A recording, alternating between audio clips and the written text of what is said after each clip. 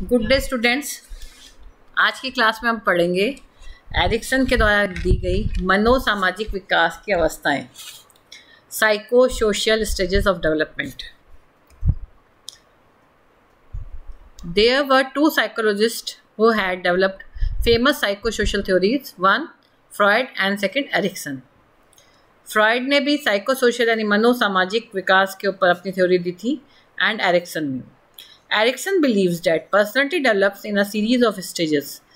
Ericsson का ये विश्वास था कि व्यक्तित्व का विकास जो है वो विभिन्न अवस्थाओं में एक क्रम में होता है, विभिन्न अवस्थाओं के क्रम में होता है। Freud's theory is well known but also very controversial. Freud की थ्योरी सब जानते हैं लेकिन कंट्रोवर्शियल भी है क्योंकि कई लोगों ने उसको अपोज भी किया। Erikson theory of development shows impact of social experiences across one's whole life span। जो एरिक्सन के द्वारा दी गई थ्योरी है वो पूरे जीवन जो जितना भी जीवन है जन्म से लेकर मृत्यु तक का उन सभी अवस्थाओं को कवर करती है और उनके ऊपर आधारित जो सामाजिक अनुभव है उनके ऊपर उसका विकास या उसका मूल जो है आधारित है। There are 8 stages over life span showing the development। उनके द्वारा 8 अवस्थाएं दी गई है जो विभिन्न जीवन के विभिन्न अवस्थाओं में से होके गुजरता है। The main elements behind his theory is the identity of one's ego। उनकी जो सिद्धांत है उसका मुख्य तत्व है ईगो की पहचान, वो कैसे और किस लेवल पे कर सकते हैं उसके ऊपर उनका सिद्धांत आधारित है। According to his theory, when conflicts arise, people have the opportunity to grow or fail equally। उनके अनुसार क्या है कि बच्चा जब विभिन्न अवस्थाओं से गुजरता है तो उन अवस्थाओं के 2 पार्ट होते हैं, या तो कॉन्फ्लिक्ट होता है या सक्सेसफुल होता है। तो उन दोनों ही अवस्थाओं में उसको यदि वो फेल होता है तो या तो वो ग्रो कर जाएगा और यदि उसको कॉन्फ्लिक्ट से दूर हो गया तो वो ग्रो कर जाएगा, अदरवाइज वो फेल हो जाएगा। तो दोनों चीज़ों के बराबर के चांस रहते हैं। एरिक्सन ने जो अपनी थ्योरी का दी थी उन्होंने कहा था कि हर स्टेज के अपने कुछ मानक होते हैं। एरिक्सन के सिद्धांत के अनुसार पूरा जीवन विकास के 8 चरणों से होकर जाता है। प्रत्येक चरण में एक विशिष्ट विकासात्मक मानक होता है, यानी उस विकासात्मक मानक को यदि वो पूरा कर लेता है तो वो अगले स्टेज में चला जाता है, जिसे पूरा करने में आने वाली समस्याओं का समाधान करना आवश्यक होता है। एरिक्सन के अनुसार समस्या कोई संकट नहीं होती है बल्कि संवेदनशीलता और सामर्थ्य को बढ़ाने वाला महत्वपूर्ण बिंदु होती है। समस्या का व्यक्ति जितनी सफलता के साथ समाधान करता है उसका उतना ही अधिक विकास होता है।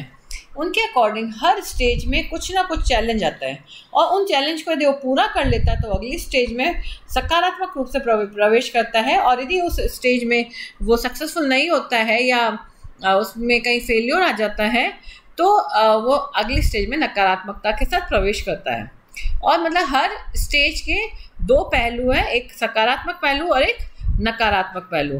तो पहली उनकी अवस्था जो है वो है विकास बनाम विश्वास बनाम अविश्वास, ट्रस्ट वर्सेस मिसट्रस्ट।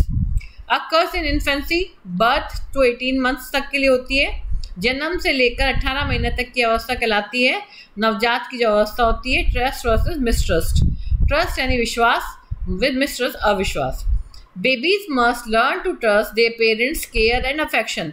मतलब बच्चों को ये इस समय वो सीखते हैं कि उनके पेरेंट्स उनके ऊपर कैसे, उनको कितना प्यार करते हैं, उनको कितनी केयर करते हैं, और उनके प्यार और केयर के ऊपर उनका विश्वास डेवलप होता है। वो उस चीज़ को सीखते हैं कि पेरेंट्स हमें कितना केयर कर रहे हैं।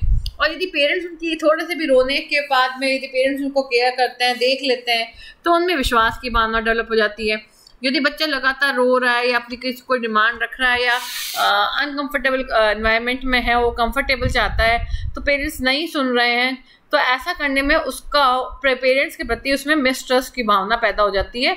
मिसट्रस्ट यानी अविश्वास, और ये अविश्वास की भावना उसके लिए नकारात्मक विचार होता है जो कि आगे जाके उसको कोई काम वो अपने आप करना चाहता है, ऑटोनॉमी लेना चाहता है, तो उसमें उसको कॉन्फिडेंस नहीं आने देता है।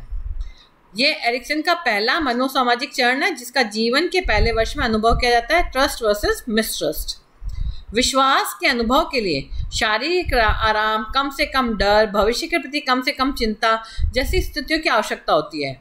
बचपन में विश्वास के अनुभव से संसार के बारे में अच्छे और सकारात्मक विचार, जैसे संसार रहने के लिए एक अच्छी जगह है आदि, उम्र भर के लिए विकसित हो जाते हैं। लेकिन इस अवस्था में यदि कोई बच्चा ऐसा होता है कि जिसको लगता है कि मेरे पेरेंट्स मेरे को ध्यान नहीं दे रहा है, मैं अनवांटेड आया हूँ, या मेरा यहाँ इस संसार में कोई उपयोग नहीं है, ऐसे क्वेश्चंस में आते हैं, और यदि उनको लगता है कि बच्चे को केयर टाइम से नहीं मिल रही है तो उसमें निराशा आ सकती है और उसमें अविश्वास पैदा हो सकता है।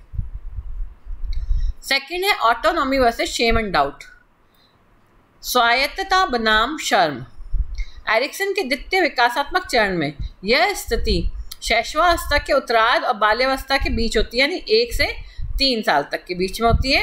अपने पालक के प्रति विश्वास होने के बाद बालक यह आविष्कार करता है कि बालक का व्यवहार उसका स्वयं का है, वह अपने आप में स्वतंत्र और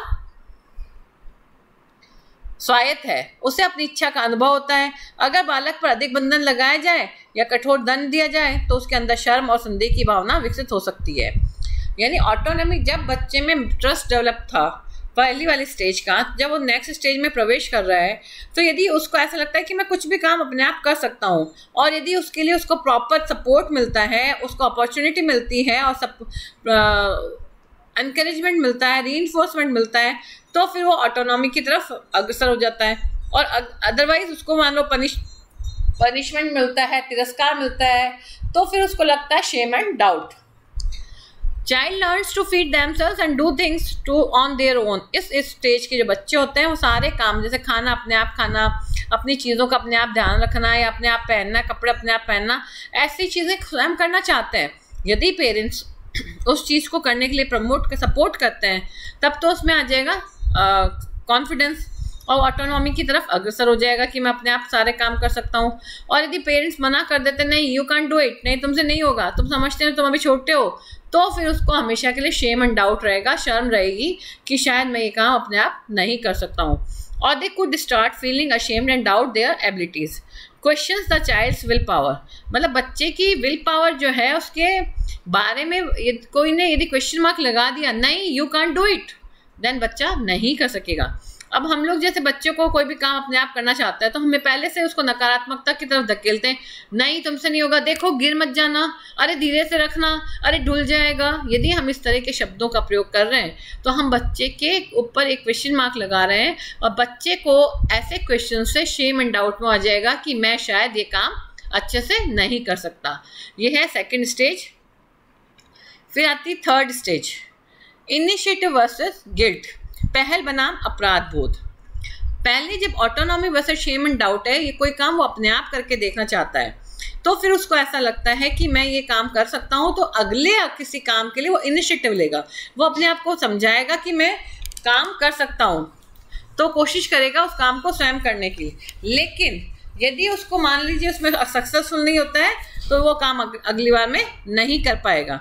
तो यदि ऑटोनॉमी है तो नेक्स्ट के लिए वो उसमें इनिशिएटिव आएगा, और अदरवाइज इनिशिएटिव नहीं मिलता है और शेम एंड उसमें रहता है तो उसमें गिल्ट आ जाएगा।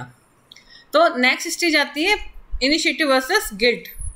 इनिशिएटिव यानी पहल बनाम अपराध बोध। प्री स्कूल अवस्था जो होती है वो 3 से 5 साल तक की अवस्था होती है। इसमें प्लानिंग और कैरिंग आउट प्लान्स के बारे में वो लेता है, अपने प्लान बनाने शुरू कर देता है, कुछ काम करना शुरू कर देता है, और सेंस ऑफ गिल्ट भी आ जाती है यदि वो कहीं मिसबिहेव करता है, पेरेंट्स के साथ मिसबिहेव करते हैं, या वो पेरेंट्स के साथ करता है, या किसी में क्वेश्चंस में ये रोल क्या है उसका लाइफ में, वो किस लिए जी रहा है, या वो कुछ नया करना चाह रहा है तो उसको कितनी परमिशन मिल रही है, इन सब चीज़ का इसके ऊपर बहुत प्रभाव पड़ता है, और वो कोशिश करता है कि हर चीज़ को प्रूव कर सके कि मैं काम कर सकता हूँ। एरिक्सन के विकास का तीसरा चरण शाला जाने के प्रारंभिक वर्ष के बीच होता है, यानी 3 से 5। ये प्रारंभिक शैशव अवस्था की तुलना में और अधिक चुनौतियों को झेलना पड़ता है इस स्टेज में। क्यों? इन चुनौतियों का सामना करने के लिए एक सक्रिय और प्रयोजनपूर्ण व्यवहार की आवश्यकता होती है। इस उम्र के बच्चों को उनके शरीर, उनके व्यवहार, उनके खिलौने और पालतू पशुओं के बारे में ध्यान देने को कहा जाता है। अगर बालक गैर जिम्मेदार है और उसे बार बार व्यग्र किया जाए तो उनके अंदर असहज अपराध बोध की भावना उत्पन्न हो सकती है।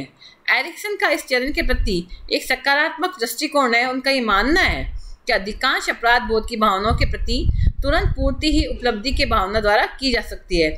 यानी यदि कोई काम वो स्वयं करना चाहते हैं बच्चे और कर पाए तो उन्हें इनिशिएटिव होगा और नेक्स्ट टाइम के लिए वो कुछ काम करना चाहेंगे, इंडस्ट्री करना चाहेंगे, और अदरवाइज उनमें गिल्ट की भावना पैदा हो जाएगी।